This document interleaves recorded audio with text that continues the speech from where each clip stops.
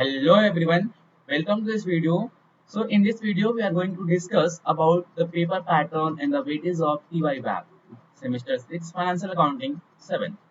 तो मेरे पास ये मनन प्रकाशन का टेक्स्ट बुक है, तो मैं इसके अकॉर्डिंग मैं आपको स्ट्रेटेजी बताने वाला हूँ कि आप TY-WAP एफए के लिए कैसा प्रिपेयर करो, कौन सा चैप्टर को आप ऑप्शन में लेके जाओ और कौन सा चैप्टर आप करो। ठीक है, तो सबसे जो मेन हमारा बात है कौन से चैप्टर को अपन पढ़ के जाने का। तो ठीक है, सबसे पहले हम पेपर का एनालिसिस करते हैं, देन मैं आपको बताऊंगा कौन सा चैप्टर आप पढ़ के जाओ और कौन सा थोड़ा बहुत ऑप्शन में लेके जा सकते हो। अगर आपको एफएम का चाहिए रहेगा ये वीडियो तो मैंने पहले ही मेरे चैनल पर अपलोड कर रखा है, आप वहां विजिट करके आप देख सकते हो। तो चलिए स्टार्ट करते हैं। रूल हमारा एज इट इज पहले जैसा ही है। ठीक है, ऑल क्वेश्चंस आर कंपलसरी, जितने भी फिगर इंडिकेट करेंगे आपको फुल मार्क्स मिलेंगे राइट फिगर्स के लिए। ठीक है, working note should be part of your answer. Yes, use of simple calculator is allowed. Scientific calculator हम कॉमर्स वालों के लिए अलाउ नहीं है।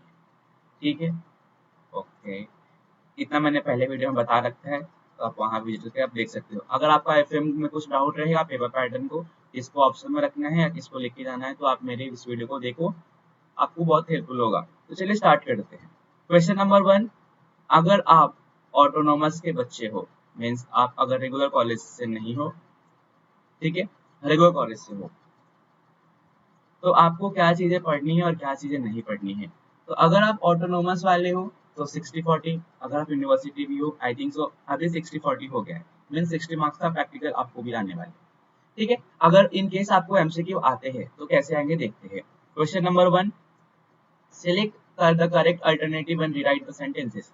मींस आपको एमसीक्यू बेसिस के 8 मार्क्स से क्वेश्चन पूछे जाएंगे, और ये जो 8 मार्क्स से क्वेश्चन पूछे गए हैं देखते कहाँ से पूछे गए हैं। ठीक है, तो सबसे पहला क्वेश्चन है interest on security deposit from electricity consumer.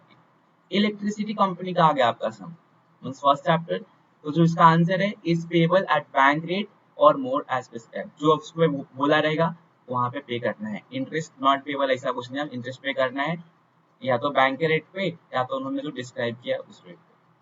Electricity tariff are fixed by appropriation commission, एक कमीशन जो फिक्स करती है उस पे उनको भरना होता है। If market value of investment held as current asset is less than cost, means जो कॉस्ट सपोज 100 रुपए था और मार्केट वैल्यू कितने पे चल रहा है, 90 रुपए पे चल रहा है, तो जो 10 रुपए का लॉस है क्या करते हैं, profit and loss account debit करते हैं ना, तो difference is debited to profit and loss account.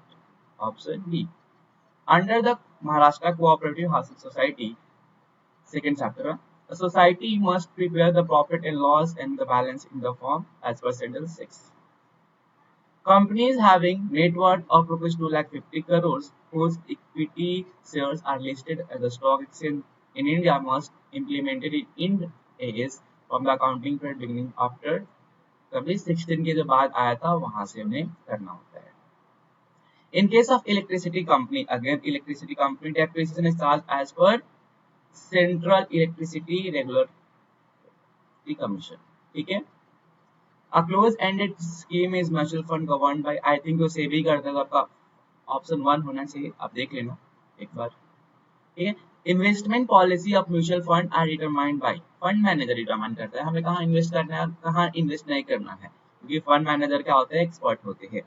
ठीक है, Section 12 of the Act states the society shall construct its relevant annual fees, final statement and arrive at its consequent net profit or loss of the company manner prescribed. Section क्या है 64। ठीक है, the maximum amount of cash allowable to kept in by sugar factory कितना 5000 है। ठीक है, तो जो आप देख सकते हो जो जनरली क्वेश्चंस पूछे गए, ये सारे क्वेश्चंस कहाँ से पूछे गए, आपके टेक्स्ट बुक के पीछे के क्वेश्चंस है। बट एक चीज नोट करने वाली है, मैक्सिमम क्वेश्चन जो है आपके इलेक्ट्रिसिटी कंपनी से पूछी गई हैं। तो मैं बोलूंगा अगर आप एमसीक्यू पढ़ रहे हो, ठीक है, एमसीक्यू लिए पढ़ रहे हो तो क्या करो, आप इलेक्ट्रिसिटी करके ही जाओ, इलेक्ट्रिसिटी और आपका second chapter cooperative and consumer society पढ़ के ही जाओ एमसीक्यू के लिए। ठीक है, छोड़ो मत, उसको पढ़ के जाओ, एमसीक्यू यूं हो जाएगा। ठीक है, आपको 8 में से आराम से नहीं तो भी 5 मार्क्स तो मिलेंगे ना, पढ़ के जा रहे हो तो। ठीक है, लेकिन पढ़ के जाओ एमसीक्यू अगर आपको आने वाले हैं तो। सेकेंड क्वेश्चन है statement of profit and loss. Statement of क्या है आपका, प्रॉफिट एंड लॉस की बात कर रहा है। इसमें से देखते कहाँ कहाँ से क्वेश्चन पूछा है। पहला इलेक्ट्रिसिटी बोर्ड, इलेक्ट्रिसिटी कंपनी से आया है। इंटरेस्ट सिक्योरिटी, देखो वापस इलेक्ट्रिसिटी कंज्यूमर आ गया। एंट्रेंस फी, समझ रहे हो ना, एक आपका कंज्यूमर्स कोऑपरेटिव सोसाइटी का है। The main purpose of electricity act 2003 is to distance state electricity board from tariff determination, ऐसा कुछ नहीं था, फॉल्स हुआ। Interest security deposit from electricity consumer stable at bank rate और मोर एज प्रिस्क्राइब। यस, अभी हमने एमसीक्यू में भी देखा, सेम क्वेश्चन आपको दिया है, क्लिक होना चाहिए, ट्रू है answer. Entrance fee is treated as revenue, नहीं बाबा, कैपिटल होता है, ठीक है, कैपिटल होता है। Water charges are divided among the members on the basis of area of the flats, ना जितना जिसको जो यूज करेगा उतना पे करेगा, सोसाइटी डिटरमाइन करती है ना, बरोबर ना। Interest is paid to the holder of the security due to it in respect of its actual period of holding. ये सारे क्वेश्चन आपको देखो घुमा के कहाँ पे ला रहे, मीन्स क्वेश्चन नंबर 1 के लिए जो एमसीक्यू आपका 8 और 7 मार्क्स का आने वाला है, क्वेश्चन नंबर 1 और 2 आप अच्छे से करके जाते हो ना, डेफिनेटली आप स्कोर करने वाले हो। 14 में से 15 में से आपको आराम से नहीं तो भी 12 मार्क्स मिल जाएगा। अगर आपको एमसीक्यू आ रहा है आपके पेपर में, करके जाओ, 2 चैप्टर करके ही जाओ, ठीक है। अब आते हैं क्वेश्चन नंबर 3 से, यहाँ पे देखो और नीचे भी दिया हुआ है, 10 में से आपको 7 ही करना है ना। अगर आप 2 चैप्टर से 10 क्वेश्चन में से 5 भी करते हो तो 2 तो आ ही जाएगा ना। बेसिक अगर गो थ्रू आप किए हो तो भी आपको आंसर तो आता ही रहेगा, ठीक है। तो देखो देख लेते हैं यहाँ पे क्या बोला है। Open ended scheme generally offer exit option, yes करता है ना भाई। Investment in gold is a hedge against inflation but investment in gold fund is risky, little bit है। A fund declared NAV does not include loads, yes, load माइनस कर देते हैं। Entry load plus करते हैं, एग्जिट लोड क्या करते हैं, माइनस कर देते हैं। IFRS 4 deals with the consolidated financial statement, नहीं, जो IFRS 10 है ना, ये डील करता है, ठीक है। करेक्ट आंसर याद रखो, काम आएगा, मे बी क्वेश्चन चेंज हो जाए, ठीक है।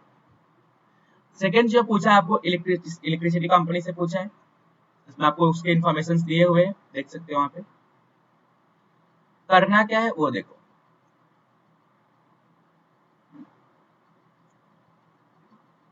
14% preference are redeemed at a premium 10% out of proceeds of fresh equity shares of necessary। आपको उसका जर्नल एंट्री पास करना है और उसमें आपको दिखाना होगा। Prepare the above period of balance sheet as on 31st March 2013 as per schedule 3, ठीक है। क्या करना है, शेड्यूल 3 के अंडर क्या करना है आपको, एक बैलेंस शीट प्रिपेयर करना है इलेक्ट्रिसिटी कंपनी का। तो मे बी ऊपर एक क्वेश्चन था, शेड्यूल ठीक है। यहाँ पे शेड्यूल 6 दिया है कोऑपरेटिव सोसाइटी के लिए, और यहाँ पे आपको शेड्यूल 3 किसके लिए दिया है, इलेक्ट्रिसिटी कंपनी के लिए दिया है, ठीक है।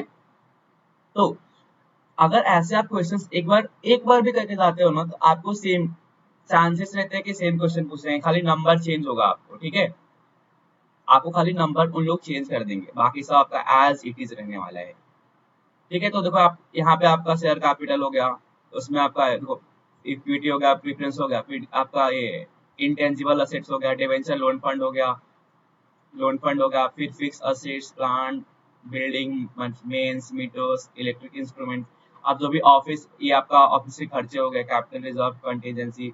अब एक मजे वाली बात सुनो, इसने क्या बोला है, खाली बैलेंस शीट की बात की है ना, लेकिन जब ये सारी इन्फॉर्मेशन दिया है, देखो नेट रेवेन्यू दे दिया है, और यहाँ पे आपको दिया है, यहाँ पे आपको नहीं दिया, बट मैं आपको बोलूंगा कि आप ये प्रैक्टिस करके जाओ। जो ये आ रहा है ना, इसमें हम जो बनाते हैं प्रॉफिट एंड लॉस इनकम जो भी है बनता है इसका, वो आप एक बार करके जाओ। लेकिन इलेक्ट्रिसिटी आप करके जाओ, as well as for theory and as well as practical. Theory के लिए सिंपल है, एमसीक्यू जो भी आपके आने वाले गो थ्रू कर लो। प्रैक्टिकल के लिए 2 टाइप के सम करो, इनफ है, ठीक है। मैं यहाँ पे मेरे पास जो बुक है मैं आपको दिखा देता हूँ कौन कौन से आप क्वेश्चन करके जाओ। तो स्टार्टिंग के 5 क्वेश्चन है ना, आपको इलस्ट्रेशन, हाँ, ये 2 इलस्ट्रेशन आप करके जाओ, जो कि इलस्ट्रेशन नंबर है profit and loss account plus balance sheet है। इलस्ट्रेशन मेरी बुक में इलस्ट्रेशन 8 है, आप सबको दिख रहा होगा, इलस्ट्रेशन 8 आप करके जाओ, क्योंकि इसमें आपको दोनों हो जाएगा ना। इलस्ट्रेशन 8 करके जाते हो तो आपको दोनों होगा, प्रॉफिट एंड लॉस भी हो गया, आपको बैलेंस शीट का भी टेंशन नहीं है, करेक्ट ना। प्रॉफिट एंड लॉस भी हो गया और बैलेंस शीट भी हो गया, तो आपको टेंशन कुछ बात की है क्या, नहीं। अगर आप पहले से खाली बैलेंस के लिए प्रिपेयर करके आते हो तो वहाँ पे वो मे भी दूसरा क्वेश्चन आ सकता है। तो आप इलेक्ट्रिसिटी को ऑप्शन में मत रखो, मेरी एडवाइस है इलेक्ट्रिसिटी को ऑप्शन में नहीं रखने का, करके जाने का। ओके, इसके देखते हैं ऑप्शन में क्या पूछा है। From the following trial balance as on 31st March 2022, prepare the final account presented format as per the application of legal provision. Divya sages limited है, ये किसका देखो किसका आ गया अभी, कोऑपरेटिव और कंज्यूमर सोसाइटी का रहेगा। ठीक है, देखते हैं इसका इन्फॉर्मेशन यहाँ पे दिया हुआ है, एडजस्टमेंट दिया हुआ है जो कि आउटस्टैंडिंग है। तो सिंपल आप पहले टिक कर लो, सैलरी है, वाटर चार्जेस है तो किधर रहेगा वाटर चार्जेस, ठीक है, वाटर चार्जेस है, रिपेयर मेंटेनेंस है टिक मार करने का, इलेक्ट्रिसिटी चार्जेस है उसको टिक करने का। ठीक है, तो इस तरह से आप कर लो। डेप्रिसिएशन ऑफ फर्नीचर है, फर्नीचर टिक कर लो। नेक्स्ट कैपिटल, ऑथराइज कैपिटल है जस्ट फॉर डेटा पर्पस, खाली ऊपर बैलेंस में लिखा है, इससे टैली करने का, इसे 2 मार्क देने का। ठीक है, due from members of establishment expenses, establishment expenses लिखा है, मेंबरशिप में ड्यू है, उसको भी टिक मार कर लो, किधर है एस्टैब्लिशमेंट एक्सपेंसेस। ठीक है, तो आप ये कर लेना, एस्टैब्लिशमेंट में रहेगा इधर ही साथ में। तो इस तरह से आप जब भी करोगे ना, तो पहले जितने भी आपने एडजस्टमेंट किए टिक मार्क किए उसको एंट्री पास कर दो, और जस्ट आप गो थ्रू करो, तुरंत तुरंत यहाँ से उठाओ और बैलेंस डालो, मिस्टेक होने का चांस नहीं रहेगा। ठीक है, तो आपको यहाँ पे क्या दिया, इलेक्ट्रिसिटी के ऑप्शन में क्या दिया इसने, एक कंज्यूमर या कोऑपरेटिव सोसाइटी इसने दे दिया। ठीक है, आप देखते हैं दूसरा क्वेश्चन नंबर 3 क्या बोला है। During the year in 31st March, Mr. Virag bought and sold the following 12% debenture of ₹100 each of the Limousin Limited, interest being payable by Limousin Limited on 1st April and 1st October each year. Means first, अभी सबसे पहले इसमें आपको ध्यान देने वाली क्या बात है, आप म्यूचुअल फंड करते हैं, म्यूचुअल फंड में आपको जो इंटरेस्ट रेट है ना वो हमेशा याद रखने का, पहले लिख देने का ऊपर बैलेंस के ऊपर, यहाँ ये इंटरेस्ट रेट है, मुझको इस दिन को इंटरेस्ट देने का है। ठीक है, तो ये कुछ यहाँ पे डेट आपको यहाँ पे दिए हुए। Book are close on 31st March every year, market price 31st March 2020 90 rupees है। तो आपको वहाँ पे जब ये दिया है मीन्स आपको एक प्रोविजन होगा, कॉस्ट, एक्चुअल कॉस्ट और market value which ever is lower का कंसेप्ट यहाँ पे लगने वाला है। ठीक है, ये आप देखते ही समझ आना कि वहाँ पे ये कंसेप्ट लगने वाला है। You are required to prepare investment in 12% debenture in लिमोंजियम limited account for the year 31st March। Means आपका एक कौन सा आ गया, म्यूचुअल फंड आ गया। इसके ऑप्शन में क्या देखते हैं, इसके ऑप्शन में म्यूचुअल फंड ही दिया है। ठीक है, तो miss Bhagwati entered into a following transaction और परचेज और sale of 12% debenture of ₹100 each in Mansi. ठीक है, वापस आपको इंटरेस्ट यहाँ पे दिया हुआ है। तो एक काम करो, आप म्यूचुअल फंड भी ऑप्शन में लेके मत जाओ, म्यूचुअल फंड बहुत इजी कंसेप्ट है, इसको करके ही जाओ। तो आपका इलेक्ट्रिसिटी और म्यूचुअल फंड अभी तक हमने देखा कि हमको करना है, और जो ये इलेक्ट्रिसिटी है आपको 2 पर्पज से करना है। एक एमसीक्यू, मतलब 15 मार्क्स में जो आने वाला है, ट्रू फॉल्स और एमसीक्यू दोनों के लिए करना है, ना कि खाली आप प्रैक्टिकल के लिए कर लो या नहीं खाली थ्योरी के लिए लो, नहीं, इलेक्ट्रिसिटी को दोनों के लिए करो। दोनों यूनिवर्सिटी हमेशा दोनों के लिए पूछता है। ठीक है, इलेक्ट्रिसिटी से पूछेगा ही पूछेगा।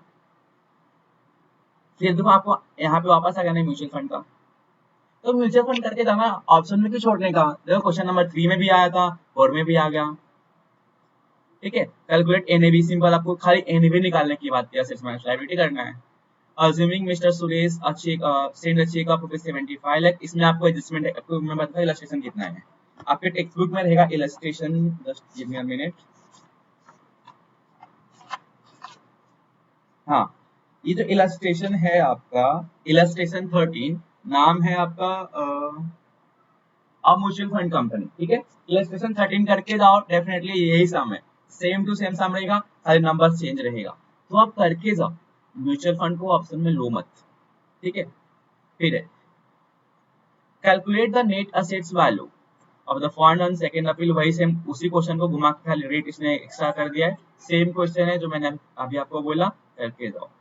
आप देखते हैं क्वेश्चन नंबर 4 भी उसके ऑप्शन में क्या बोला है, उसके ऑप्शन में भी आपको क्या दिया है, म्यूचुअल फंड दिया है। ठीक है, वही सेम क्वेश्चन रिपीट किया वापस से क्वेश्चन नंबर 3 को ही। और फिर क्वेश्चन नंबर 5 में आपको कुछ थ्योरी आईएफआरएस दिया है और एडवांटेज ऑफ म्यूचुअल फंड का दिया है। तो आईएफआरएस कर लो ना, ये सिंपल आप इसका आईएफआरएस का इंपॉर्टेंस पढ़ के जाओ। इंपॉर्टेंस क्या है, आईएफआरएस आने से फायदा क्या हुआ, ग्लोबली हुआ या इंडिया को फायदा क्या हुआ। या शॉर्ट नोट्स पढ़ के, अगर आपको आते हैं एग्जाम में शॉर्ट नोट्स तो करके जाओ। इवन अभी तो सब प्रैक्टिकल आ रहे हैं, तो मेरे हिसाब से आपको क्या क्या करना है देखो। इलेक्ट्रिसिटी चैप्टर नंबर 1 करके जाओ, इलेक्ट्रिसिटी करके जाओ।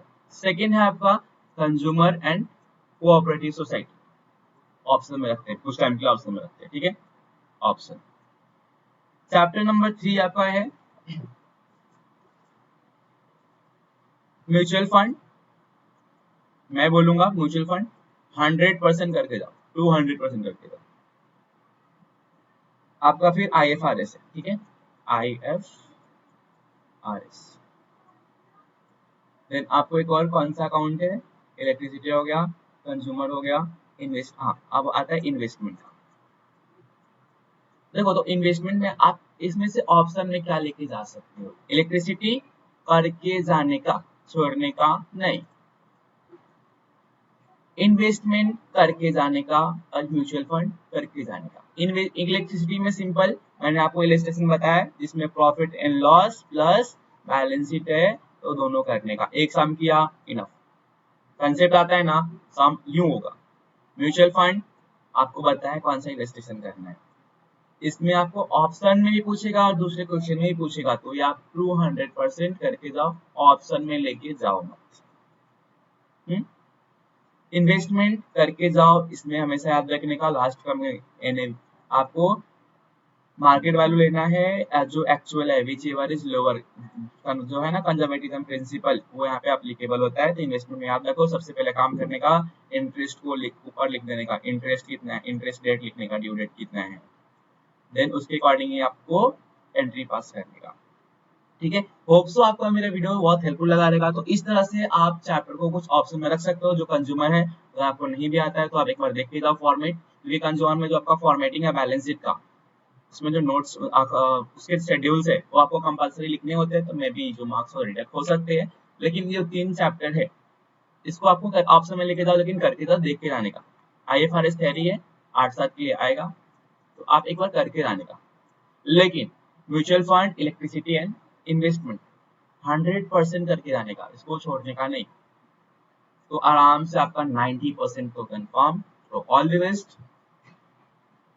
अगर आपको मेरा वीडियो पसंद आया हो लाइक करें, मेरे चैनल को सब्सक्राइब करें।